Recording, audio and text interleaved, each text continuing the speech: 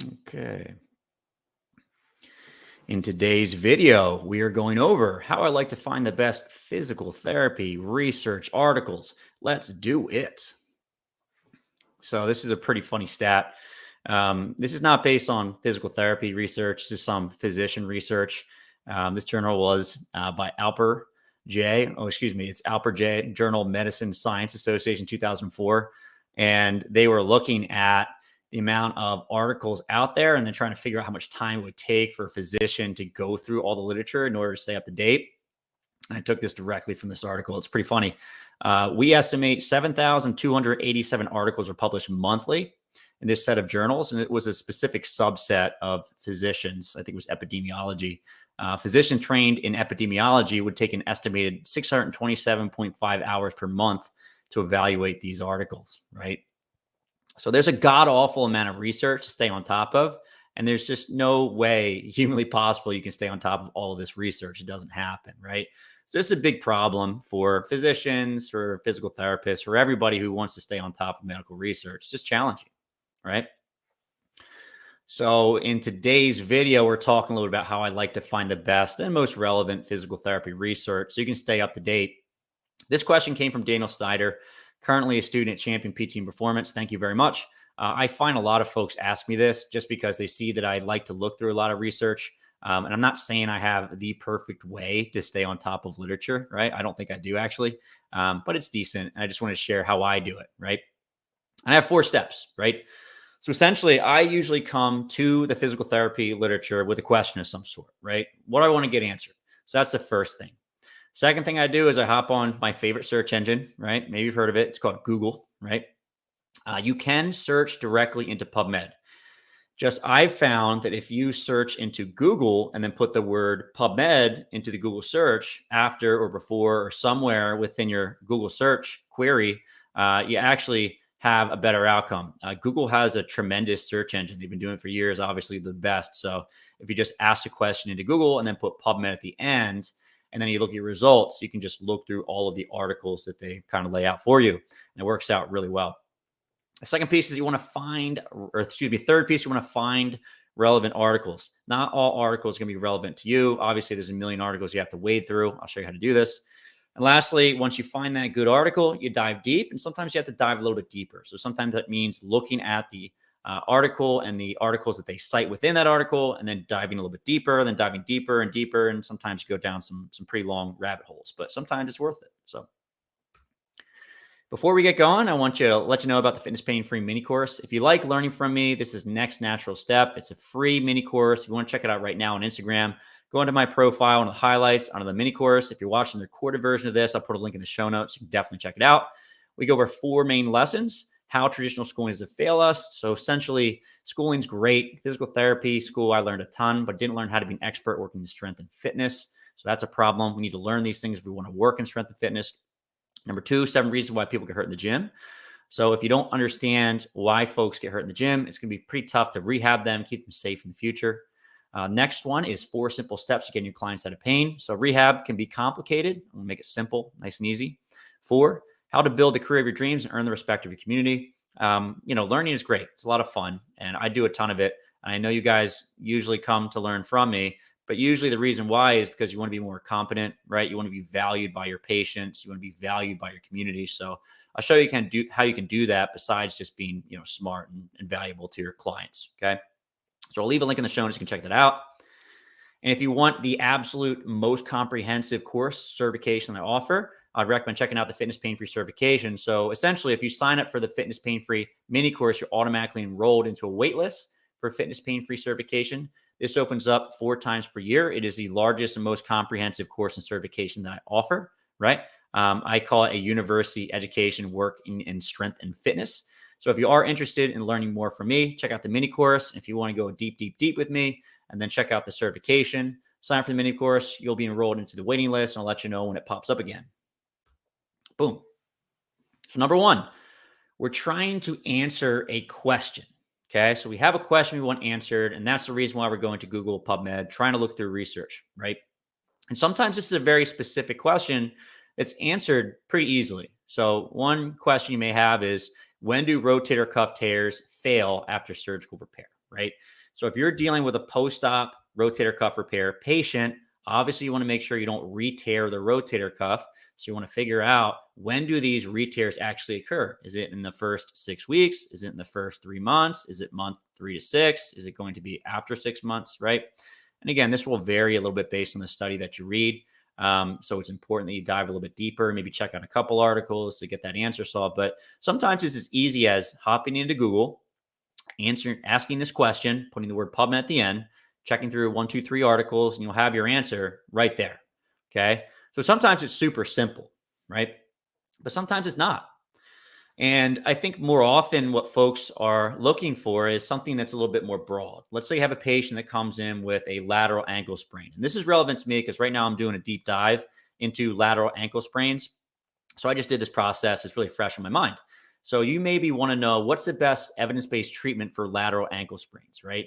Maybe a patient comes in, they're a little bit more complicated, and you haven't really read through the research on lateral ankle sprains in a while. You want to figure out if you're missing anything. What are the best treatments? When do I start treatment? Does this patient need to be referred back to the physician? I'm not sure if this person has a high ankle sprain, or maybe it's a lateral ankle sprain. I want to make sure that I really fully evaluate them well. So you have a lot of questions, and you just want to learn more about the subject, right? So essentially, you can kind of do the same exact thing that I just mentioned. I think a few things to keep in mind are, and sometimes I miss this, but you have to know what the medical research is calling the injury or pathology that you're searching out, right? So lateral ankle sprain, LAS, is what most of the medical research out there calls an inversion sprain, lateral ankle sprain, right? Rolling your ankle. It's just that if you put the word inversion sprain into Google and then PubMed, you may not get this answer, right? PubMed also calls lateral ankle sprains lateral ligament complex injuries. So I do think it's important that you do a little search just to figure out what PubMed, what the majority of our literature is actually calling the pathology you're looking for, because you might miss it 100%. So if you look at research on, let's say, the soleus, right, and start searching through soleus on PubMed, the majority of articles will call it triceps surae. So you may find that you can't find any research on soleus, but it's because you're not searching for the right terms. Okay. So that's important. You might have to dive a little bit to figure out what these articles are actually calling the pathology you're dealing with, and maybe do a new search using that terminology. Okay. So the next step is going to be finding relevant articles. Now, how do I find relevant articles? So first and foremost, there's a lot of riff-raff out there. There's a lot of bad journals, bad articles that have abstracts. They're just very opinionated, very biased. The methods were terrible. It's actually a little bit tough to find really good articles out there. So what I do first is I look through the titles of what show up. Okay. And does it seem like that title is answering the question that I have? Okay, good. That's step one. It does. Second one, is it coming from a decent journal? And partly is you kind of have to read through research to figure out which journals are good and which ones aren't, right? So some journals are more relevant than others. If it's more of a sports medicine journal, I like those better just because I tend to work with more athletes. So it helps me out a little bit compared to, let's say, JOSPT, which is a general orthopedic journal, but doesn't always have sport specific information. The other thing you can look at is something called impact factor. So essentially, like, how good is that journal, right, compared to others? And that can be readily found on Google, right? So the ones I tend to like are Sports Health, International Journal of Sports Physical Therapy, British Journal of Sports Medicine, American Journal of Sports Medicine, Strength and Conditioning Journal, and JOSPT are some of the ones that I routinely look at. So if I can find a journal article that's from one of these journals, that's automatically on a list of, okay, I want to check this one out. Seems like it's going to be a good one. And the last one is this article up to date? And sometimes I find a really good title, really good journal, but it's from like 2003, right? And you don't want to discount that article. But the other part is that more research comes out over the course of time. We learn more and more. We want to see if things have changed over the course of time. So if you get a good article in 2003, but then since 2003, 5 articles have shown something that's contradictory and the trends have changed, you want to know that, right? So up to date is going to be important. Just keep in mind, sometimes the articles that are available are most up to date are old. I did a recent lit review about weight bearing after meniscus repair, and most of the relevant articles were published in like 2000 and 2013, right? There were some more recent articles, but essentially they were just accumulating data in a systematic review and meta-analysis of older studies from like 2000, 2010. So sometimes an older study is fine. It's just important that you're not missing newer stuff that maybe has changed the conclusion of the prior study just because more research has come out, right? So you got to keep that in mind. The next thing I really like a lot about PubMed is they have this similar article portion. So essentially, if you click on the title of an article, it'll bring up the abstract. And then towards the end of the web page, there'll be something that says similar articles. And you can read through these. And what's kind of nice is that PubMed already compiled articles that are very, very relevant and sometimes much more up to date. Okay. So if you're going through that process of trying to find relevant articles, you want to try to find good titles, you want to find good journals, you want to find most up-to-date information. A lot of times you can just find this at the bottom of a PubMed article. So sometimes you hop onto Google, you put a query in there, you click on the first article, looks relevant, and then you scroll to the bottom of that article and you find more relevant articles that may be a little bit better. And you just start going down this rabbit hole of trying to find the best articles to answer your question. Because unfortunately, if you read every single article that pops up, you might waste your time and you might get some information that's old and it might not be the most relevant way to do it. Sometimes you find something that's more up to date that kind of answers that question more directly and it's going to be more accurate, right? So I think doing a little extra due diligence up front is going to be helpful for you, despite it being a little bit more challenging than just hopping onto Google and grabbing the first article and reading it, just because it's going to be a little bit more accurate. And obviously, you're trying to provide your patients with accurate information and learn the most up-to-date stuff, right? So once you find what seems like a relevant article, what do you do next, right? So obviously you can read the entire thing. And if you had all the time in the world, this is how I would do it. It's just that that's not always reasonable. So the first thing I do is I read the abstract. And after I read the abstract, I'm like, okay, does it seem like this article could actually answer the question? Because sometimes you read through an abstract and you're like, no, this doesn't answer my question whatsoever. This is not going to help me, help my patient out, right? So you can move on to the next article. If you read the abstract and you're like, okay, well, this seems like it's relevant, then you can start to read through the article a little bit, okay? What I tend to do before I kind of deep dive through the entire article is I start to look at the population, okay? Because I think it's really important. You're looking at research, it's actually studying a similar population. Sometimes you can't find an article that's studying your population. That happens with me a lot because I work with a lot of strength and fitness athletes, and I'd love more research on powerlifters or Olympic weightlifters or CrossFitters directly. But sometimes that research is not available. So we use the next best thing, which is often, let's say, a sporting population. Okay. So maybe I'm reading an article about a sporting population and trying to apply it to CrossFit, but it's not always going to be the most relevant. But sometimes you can't find an article that has a population. So it's the best you got, right? Next thing I do is I look at the methods. So how do they actually go about trying to answer the question that you have? And sometimes you read through the message and you're like, this isn't answering the question whatsoever. I don't think that this article is going to be relevant. And I think that's important because sometimes you'll read through an article, right? And it seems as though, or read through an abstract and seems as though it gives you the answer that you want. Then all of a sudden you're hanging your hat on an abstract that you think has the answer you're looking for. And sometimes folks are kind of streaming from the rooftops this information to the social media world. Other people are consuming that information, utilizing your conclusions. When you look at the methods, you're like, this doesn't answer the question whatsoever. There's an article by Hartman, I think it was in 2013, and they were looking at deep squats and whether or not deep squats were safe, right? If you read through this article, the article pretty clearly shows that we don't have enough research to show that deep squatting is going to be dangerous for us. We also don't have clear research to show that deep squatting is safe for us. And a lot of folks take that article and they're like, oh, look, deep squatting is good for you. It's no problem whatsoever. And that the article never answered that question, right? So it's a good example of how folks can take an article, right? Look at the conclusion of that article and then spread a bunch of information out there without ever reading through the article, looking at the methods, seeing if they actually answered the question that they kind of came to, learn about in the first place. Okay. So just keep that in mind. There's a lot of that going on right now in the social media world. And the last piece I like to look at is going through the outcomes. So, if you look at a conclusion in an abstract, it may say that, like, let's say exercise therapy is more effective than manual therapy for the treatment of lateral ankle sprains, right?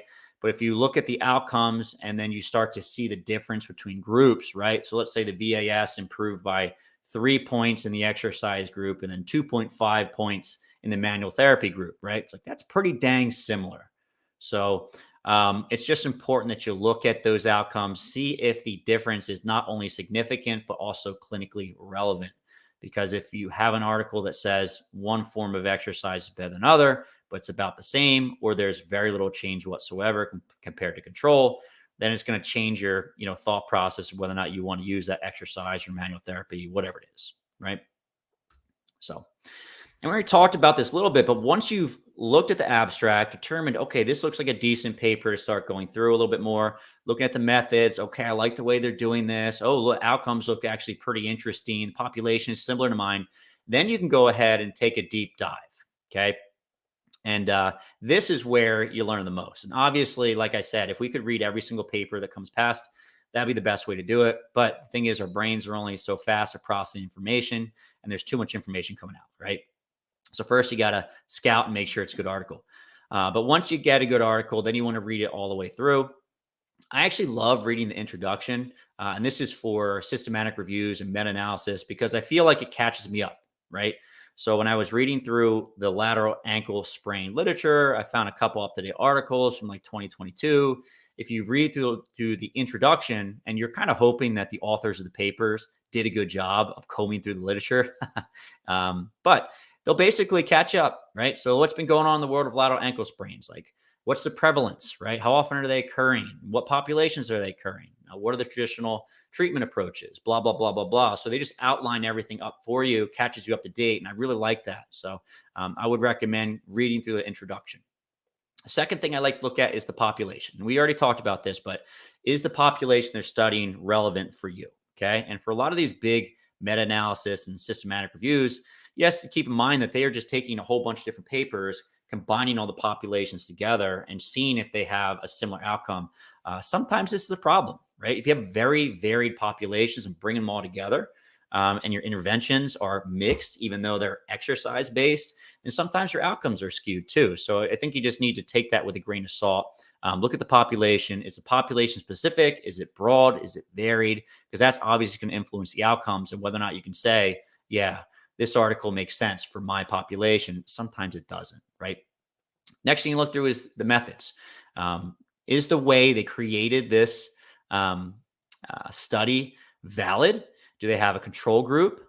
Do they have an experimental group? Like, did they control the variables well? Unfortunately, when I was in school, most of the information I learned about cervical radiculopathy showed that, let's say, exercise was effective for cervical radiculopathy. And they also showed that manual therapies were effective for cervical radiculopathy. Years later, after I finished up with school and went back and reviewed those articles, a lot of those studies lack a control group, right? And we know that for cervical radiculopathy, it tends to just get better over the course of time. So if you're hanging your hat on these studies that just didn't have a control group, then how do you know if your treatment is going to be effective at all, right? So I just think it's really important you look through the methods. And obviously, when the authors of the paper come up with a conclusion and you read through that, if the methods aren't sound, then the paper is not really sound too. And that's a huge pain in the butt. And sometimes it's a little bit sad. You read through a paper that looks like there's a really cool conclusion that you can apply to your clinical practice, but maybe they missed a control group or something along those lines. And all of a sudden you're like, I don't think I can use this article anymore. It's a little sad, but that's just how it goes, right? And then lastly, I think the results are really important, right? So what did they find in this study? And I'll be the first to tell you that I'm not the best with statistics. So things like p-value and level of significance and that type of thing, I'm not great with. But what I will do is I'll actually look at the outcome measures that they use and how much they actually improved. So if they had, let's say, a 50% improvement on the VAS, that's pretty dang good. So some of the research by Ebony Rio using isometrics for patellar tendinopathy, they did isometrics, right? And before they performed the isometrics, they performed a step-down task, and people had a 7 out of 10 pain.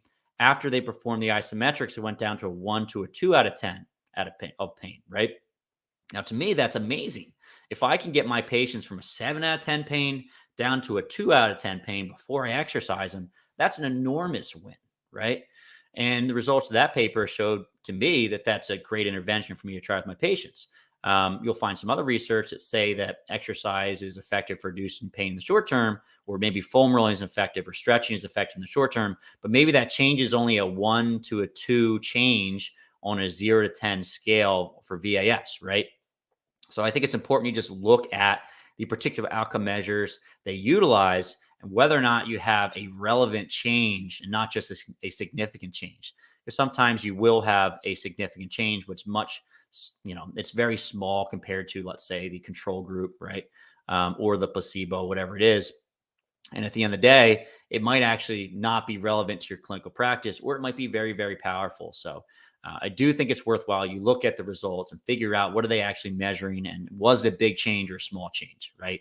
And sometimes you don't glean that from the abstract. Okay. The next step is to take a deeper dive, right? So I know this is stupid. I just put an ER at the end of deep dive. But I think one of the things you may find when you're reading through research is you'll come to an author's conclusion and they'll cite the reason why they came to this conclusion. And you need to go and check the article that they cite and make sure that's accurate, or see what they're referring to actually means. So going back to my earlier example about lateral ankle sprains, I did a deep dive and I found a really good article from BJSM in 2018. And they were just looking at different interventions for lateral ankle sprains and basically trying to figure out what the most effective treatments were, right? And they use a lot of terminology, which you don't always know what that means, right? And largely they found that exercise was helpful for lateral ankle sprains, but what the heck is exercise? Are you doing strengthening stuff? Are you doing aerobic exercise, balance? They also talk a lot about neuromuscular control. So if you improve neuromuscular control, helps with your outcome. How do you measure neuromuscular control? What are they doing? And if you actually look at the studies they cite, they're looking at a STAR excursion balance test. So it's like, okay, if I improve my patient's STAR excursion balance test, then maybe my outcomes will improve, right? But you don't know what improving neuromuscular control is until you go look at the studies that are contained within, let's say, a big review article like I just mentioned, okay? In that study, they mentioned postural control a lot, right? How do they assess postural control? It was essentially single leg balance, right? So sometimes you have to take an even deeper dive to figure out what these articles are talking about to have some sort of clinical relevance, all right? And the other piece is that we want to see what type of exercises were actually included within an article. So an article may say the exercise is beneficial, or maybe a review article will say the exercise is beneficial. We probably have to go back and look at those individual articles to see what type of exercises were included, right? Which exercises did they include? How many exercises did they include? What were the sets? What were the reps? What was the intensity, right? So for lateral ankle sprains, they talk a lot about manual therapies, exercise and ice. How long do you ice? You ice multiple times, right? What kinds of manual therapies you use? How many times per week? So all these variables you might not know until you dive a little bit deeper, because at the end of the day, you may find that manual therapies are effective for lateral ankle sprains, but you don't know how often you should apply them, which ones, how frequently, et cetera, et cetera, et cetera. So unfortunately, this is a pain in the butt, but you have to go and do a deeper dive, look at those articles, and then try to figure that out, right? Oftentimes, I find myself down these super time-intensive rabbit holes, which I often am telling myself I need to pull out because I'm just searching for answers. And this oftentimes relies on you doing your due diligence. And when you see an article that says, hey, exercise is good for you, you have to go and look at that paper and say, all right, what type of exercise? Okay. Are they doing aerobics? Are they doing strengthening? What type of strengthening they're doing? What are the sets? What are the reps? And then you can actually take that information and apply it to your own clinical practice, right? There you go. Boom. And here's the other thing, guys. I know that the title of this lesson today was how I like to find the best physical therapy research articles, but I actually did an Ask Fitness Pain-Free Show episode that I think would be relevant for you. It's called How I Stay Current with the Physical Therapy Literature. I'll leave that in the show notes if you guys want to check that out, because I put a lot of information in there about how I like to stay up to date, right? Because I try to stay up to date on a regular basis, but oftentimes I have specific questions, and obviously I just went over how we do that. Okay. And then before we go over questions, again, if you like this lesson, you want to learn more from me, the next choice is just to sign up for the Fitness Pain Free Mini Course. It's a free mini course. I'll put a link in the bio. You can check it out my profile right now on Instagram Live. That's it for now. I would say if you guys have any questions, leave it in the comment section. I'm going to look at my phone in 1 second to see if there are any questions that people left throughout this. If you guys don't leave a question during the live and you throw it in the comments, I'll obviously respond. And if it's a good enough question, I'll just do a completely new show episode about it. So leave the questions now. I'm going to grab my phone. I'm going to see what we have for questions. And then if there aren't a bunch of questions, we'll wrap up. Hello from Malaysia. Hello, Aziz Physio90.